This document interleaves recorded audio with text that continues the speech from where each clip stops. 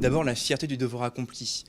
Ma thèse a été financée par l'école de santé publique, le HESP, qui a justement pour vocation de former les professionnels de santé et qui a depuis peu un service de recherche et qui a des doctorants qui sont là aussi pour aider à compléter le champ de la recherche en matière de santé. Donc c'est cette première fierté que j'ai.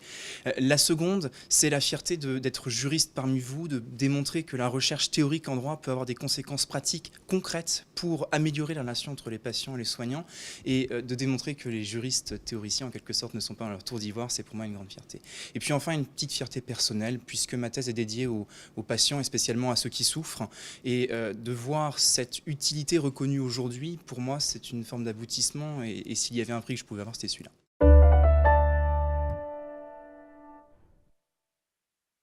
La première chose, c'est de se dire que le droit peut apporter quelque chose, peut répondre à la question, et c'est assez surprenant. Alors, la première chose très importante, c'est le contexte. À quoi sert le consentement? Le consentement est l'une des deux conditions pour pouvoir agir sur le corps humain.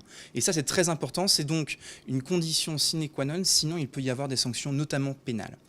La deuxième chose, c'est de se souvenir que le Code de la santé publique et le Code civil demandent un consentement d'une nature particulière, c'est-à-dire un consentement éclairé. Il faut pour cela qu'il y ait une information préalable. Alors il ne s'agit pas d'informer sur tout et rien, bien entendu, il s'agit d'informer sur les avantages, bon, ça on sait faire, mais aussi sur les inconvénients. Et là, on vise principalement les risques fréquents ou graves, donc pas les risques bénins ou pas les risques exceptionnels. Et enfin, peut-être une troisième chose, c'est que le consentement lui-même doit être donné au cours d'un entretien avec le patient. C'est-à-dire qu'il ne peut pas y avoir de consentement signé, de consentement écrit. Ça n'est pas quelque chose qui est prévu par les textes, puisque l'écrit n'est juste que requis à titre de preuve. Il faut distinguer donc le consentement de la preuve elle-même.